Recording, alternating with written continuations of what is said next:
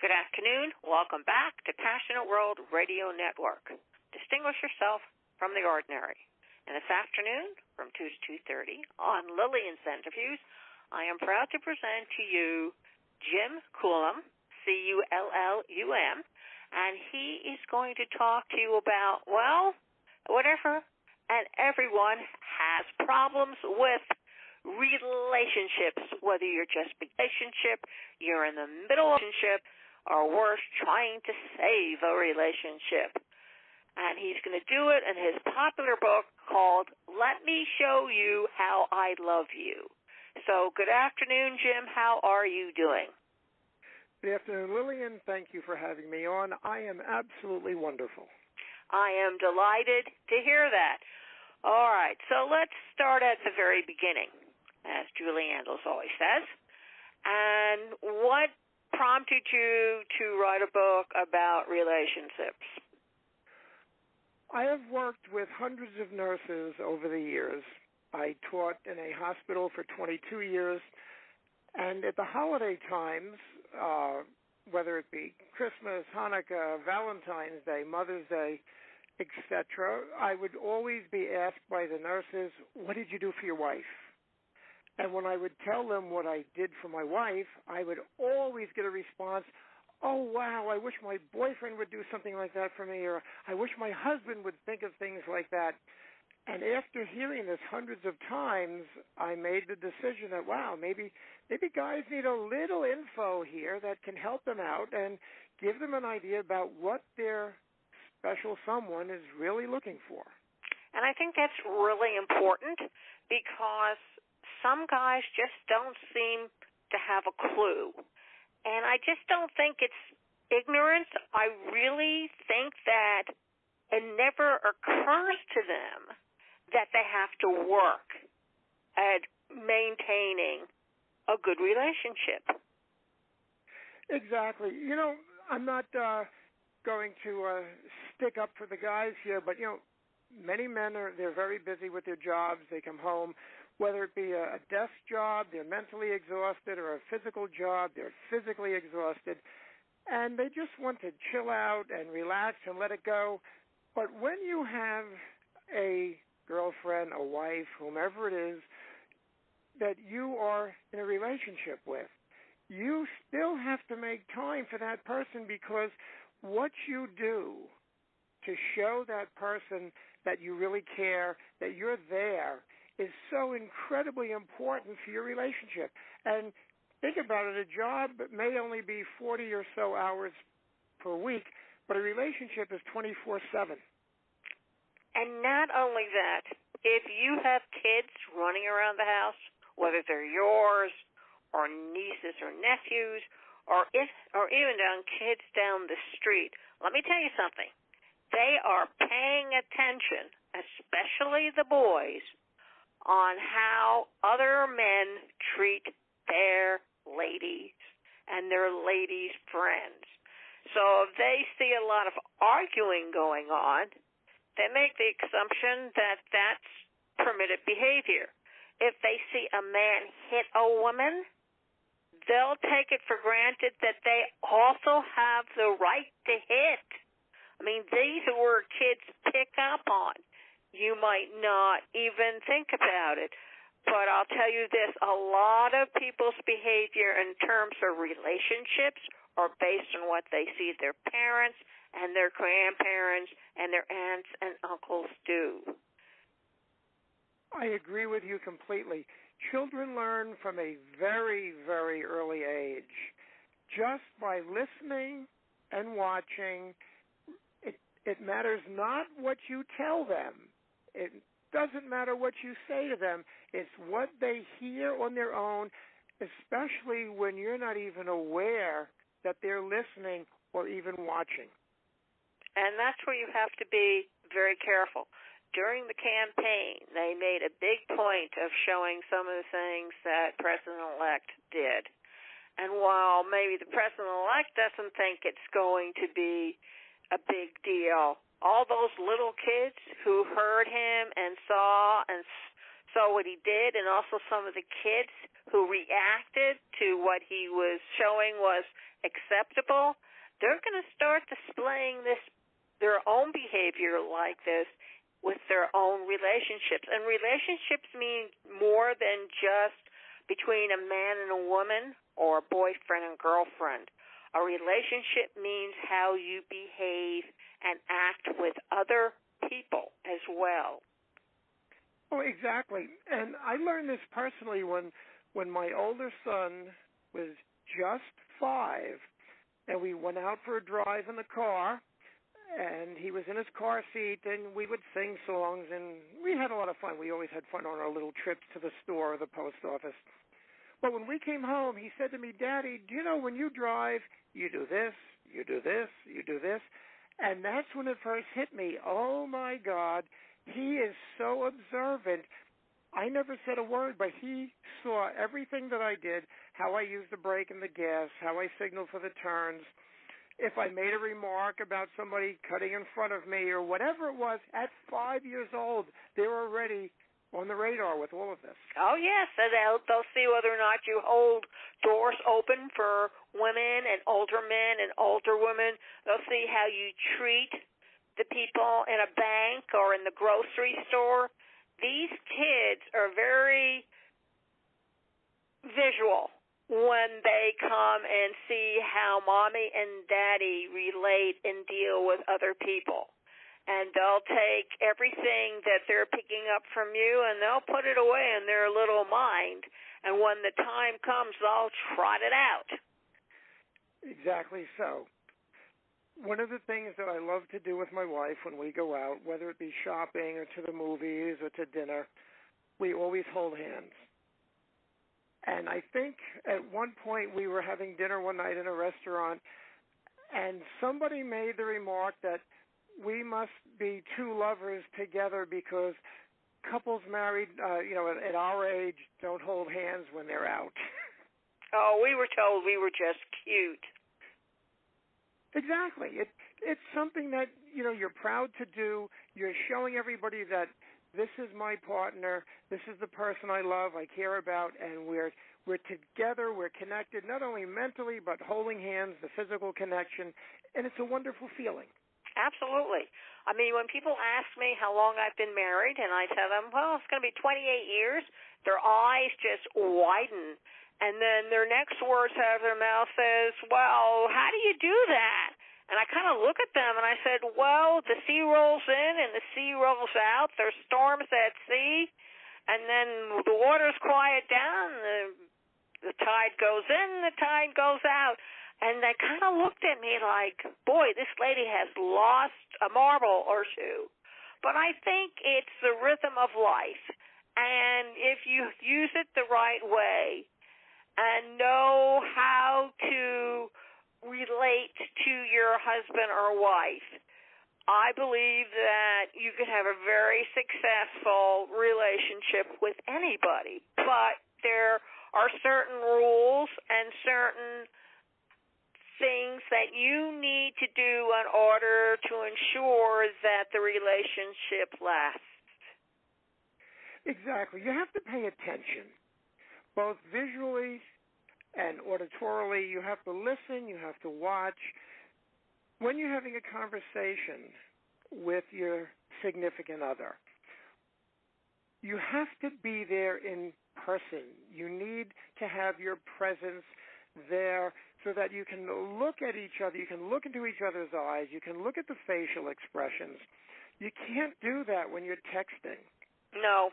And the other thing you need to understand is that it's not always a 50-50 or an 80-20 or a 30-70. I told one lady sometimes you're going to lose and you're going to have to be gracious about it and just manage to put on a tight, smiley face and remember what Mommy said. If you don't have anything nice to say, keep your mouth closed. Exactly. I mean, we've had, disagreements about things over the years. As you said before, the tide goes out, the tide comes in. You have disagreements, and sometimes we've just had to say, you know what, I guess we're going to agree that we disagree. Exactly. And I tell people, I said, you have to make these little compartment boxes and put it in there because you both know that no matter what's going to happen, neither one of you are going to win and neither one of you are going to lose. It's just a topic that will not be resolved. And you can take it out 10 years from now, dust it off, and I guarantee you 10 years later, you're still not going to be able to come to an agreement between both of you. And that you have to weigh in your mind whether it's worth your marriage. Exactly. You have to pick your battles. Yes. You have to realize that sometimes I'm not always right. And regardless of, some people, at work, you might be the boss and what you say goes. But when you're in a relationship, you have to realize, as I said before, you have to pick your battles. Is it really worth all of this effort and anger and hard feelings and tears or whatever it might lead up to go through this, or just let it go and move on? There are more important things that we can work on right now. Exactly. And the other thing people have to recognize, too, which is also very important, is that make sure when you first get married, you sit down and decide what the rules are going to be, what you're going to work out, what you're not going to work out, so you have a general idea of whether both of you are heading in the right direction, because that's what relationships are all about. You have to have sometimes what I call painful, humiliating, and embarrassing talk sometimes, because our society has taught us a certain rules as we've grown up. Men don't discuss feelings. Men don't cry. And the list goes on. And I know that some women feel almost sabotaged because they really don't know how to start a good inner me conversation with their husband or with their wife. They don't know how to do it. And you have to learn how to do these things. And, yeah, it's going to be very embarrassing. I have had talks with my spouse trying to make sure that he's not in the early stages of Alzheimer's because his mom had it. And it's very difficult to try and convince him to go in and see it because in his mind eyes, he's just old and forgetful. So where do you draw the line? Well, you ask politely, will you please do that for me because I love you and I don't want anything. And he's finally agreed to do it. For a lot of couples, that can turn out to be very, very painful. Oh, definitely. And it's funny that you said what you did because we actually did this while we were engaged. We sat down one day at the table. We took a sheet of paper each, and we wrote down all the things that we were not willing to give up or change just because we were getting married. And I think one of the top items on my list at the time, I was a volunteer fireman. And I said, I enjoy doing what I do. Please do not ask me to not do this any longer. When I'm ready, I'll stop. And my wife at the time, when we first met, she did smoke cigarettes, and I didn't. And I wasn't crazy about it, but I was crazy about her. Yeah. Got to make that distinction. Oh, yes, exactly. And she said, listen, I smoke. I will stop at some point, but I'm not ready right now.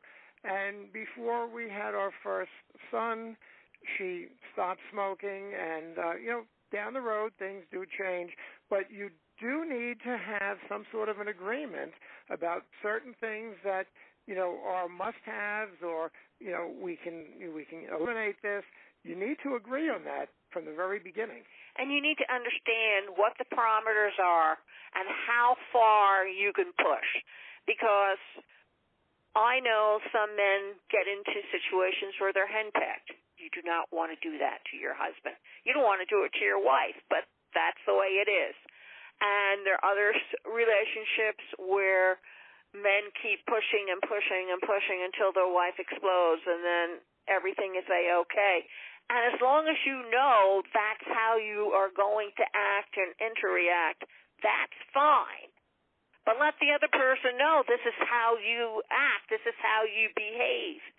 A lot of people don't want to change their behavior.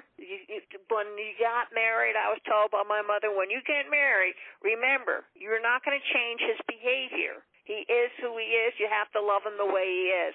And fellas, you have to remember that too. It's not your job to change your wife's or your spouse's behavior. They are who they are.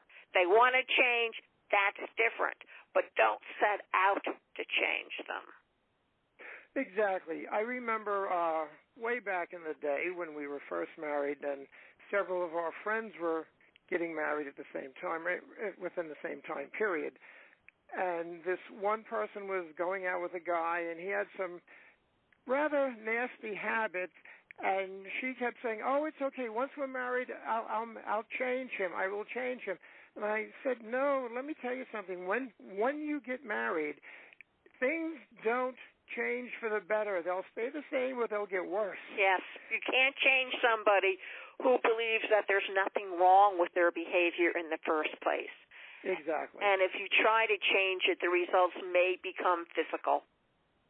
And you have to be aware of that. I mean, it's very difficult to tell whether or not a person is going to start abusing you.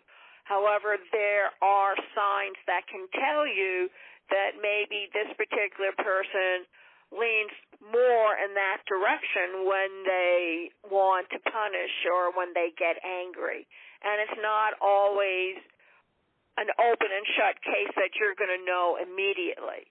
However, when I saw an ex-fiancé throw a cat 200 yards down the path, I gave him back his ring because it told me that when he got frustrated enough, he resorted to physicalness, and that scared me.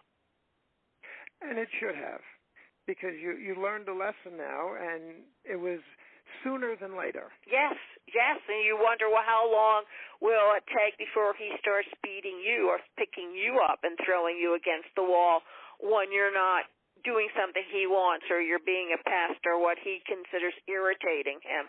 And that really scared me out of my wits because let's face it, I was brought up in a very protective family where the girls were put on a pedestal and you stayed there until you got married.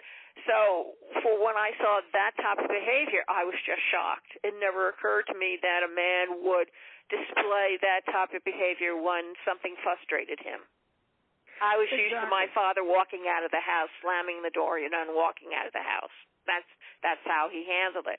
And whether it was right or wrong, I don't know. It was only later when I became grown that I learned that he came out of an abusive house. And so that's how he avoided hurting anybody.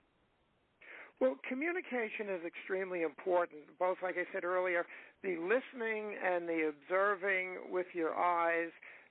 It was once said that, we were given 2 eyes and 2 ears, but only 1 mouth. We should be taking in much more than we're putting out. Exactly. And when you observe somebody in a relationship, there's 2 sides here. There's the negative side, which we've basically gone over, but then there's a positive side about that, too. So when you're observing your honey, if you will, you'll notice maybe she'll do her hair a different way. And it's always wonderful to compliment somebody. Oh, wow, you did something new, and it's nice. It looks good on you that way. Or you might notice that she's wearing a new fragrance. These are all mental notes that the guy can take and file away so that when it comes time to buy a gift or whatever, he can go, oh, my wife loves this particular perfume, and that's what I can get for her. Be observant. And absolutely. You can score a lot of great points in that emotional bank account. Not only that, listen to when she talks to relatives or to friends, because I know that guys go in and out of the kitchen or they go up and down the stairs into the basement. And women always seem to talk to their friends with a lot more ease than they do any other time. And that's when they express their desires and everything. Keep your ears open because you will hear things in addition to seeing and smelling. You will hear things. Pay attention to when she sighs and said, gee, I really wish I could do something like that, because that's a real opening for you to make it come true. Oh, exactly. Perfect example. I was walking from one end of the house to the other. My wife was in the middle in the living room watching a program on television, And as I walked by, I wasn't even in the room, but she made a remark, and she wasn't speaking to me. She just very quietly made this remark, "Oh, I'd love to do that someday." And I looked in, and there were hot air balloons on the TV screen. I made a mental note. I went about my business, and 4 months later, when it was her birthday, I arranged for a weekend at a bed and breakfast. That's what she thought it was going to be. But when we got there, there was an additional surprise. We went on a hot air balloon trip that weekend. And she loved it. It was one of the best gifts she's ever had. And honestly, I would have never, and we had been married over 25 years at that time, I would have never imagined that she would want to do something like that. Yes. I have found when you are with somebody else, the best thing that you can do is pay attention, even if they don't think you're paying attention, and just being aware of what they're saying. And sometimes they say it with their body, whether they're in a dress shop or a jewelry shop. My husband knows I love jewelry, so every time we go to a craft show, he busies himself with something else. It gives me time to look at all the jewelry. That's a wonderful thing. It works. It makes you happy. And then he gets to feel good about doing something good that made you feel happy. Exactly. So, Jim, why don't we list some of the things that people need to keep in mind, especially guys, for keeping their honeys, as you put it, happy? Well, there's so many different things that you can do that are so inexpensive. We do not have to spend a lot of money here. Well, one thing that I know my wife absolutely loves, she's a teacher, she's on her feet all day, but even the housewife who's at home with the kids, she's a full-time mommy, at the end of a long day, sit down on the couch, have her throw her feet up in your lap, and give her a nice, gentle foot massage, not to hurt, not to tickle, but just rubbing her feet. It's so relaxing, and my wife melts like butter on a hot knife when I do that. She just said it feels so good, and she really appreciates that. And since I know she does, I like to do it a little bit more often. Yes. I mean, that's one way. Simple things, just to show that you care, that you're there before dinner, offer to set the table. After dinner, offer to clear the table. Just to help out. Just like, you help out your friend. He's working on his car. He's doing something in his garage. And, let me give you a hand with that. Do that with your wife. I mean, your spouse, you're 24/7 with this person. Let them know by the things you do that you pay attention, that you care, that you really love. And for those spouses where the guy is gaga about football, especially when it comes to all the contests and the Super Bowl and stuff, if your spouse is not into that, let her go out with the girls and go out to a nice dinner and a nice place while you're sitting down in front of that TV for 5 hours. Exactly. Because if you deserve, and you do, to sit there and watch the game, then she deserves to relax and have some fun with her friends as well. Absolutely. Just remember that there's no reason, and I've heard so many horror stories about relationships going south because of the football games. And one other suggestion, the biggest breakup on relationships today is money, and money always seems to be a big deal. And this is something my husband did, and it was a late marriage for him, ladies and gentlemen. So he married when he was 45, which I consider a late marriage. And I already had a grown child at 15 at that time. There's no problem there. But he allocated, in addition to what I earned, because I was still working, so much money per month, and that was mine, to do whatever I wanted, so that he did not feel that I was going to burn through his bank account or something. And I got to tell you something, it works, and it has been working, so that I don't feel bad about it. He's always been a larger earner than I am, but we came into a marriage as a whole, and you want to leave it as a whole. That's the most important thing. Exactly. You're a team. You work together. You have his back. He has your back. Yes. And I think a lot of relationships, they forget that. And you know what? One of the nicest things that a man can also do for that special woman in his life, at any time at all, it does not have to be during a crisis, although that's when it's really needed, but just walk up, put your arms around her, give her a hug, put her head in your neck, and just whisper, I love you, I'm here for you, let's make this right, and just give her that big hug. Hugs are so important. They create chemical reactions in the body. They release more serotonin. There's studies that have been done on this, and you feel that, and it goes right into your heart. Absolutely. Absolutely. I hug my husband at least once a day. At least. And it's more likely 2 or 3 times. The body warmth alone is more than worth it. Oh, you bet. You bet. There you go. But, Jim, please tell everybody where they can find your book and also where they can find you, because it seems like you do a lot of other stuff. You're a certified professional consultant in hypnosis and instructor stress management and relaxing training. So tell everybody where they can find you, where they can find your book. Okay, again, it's Jim Cullum, Cullum. My book is Let Me Show You How I Love You. It's a simple guide for men to use so that they can learn to easily and comfortably show that special person in their life how much they love them. And you can reach me at, my email would be jimcullumauthor@gmail.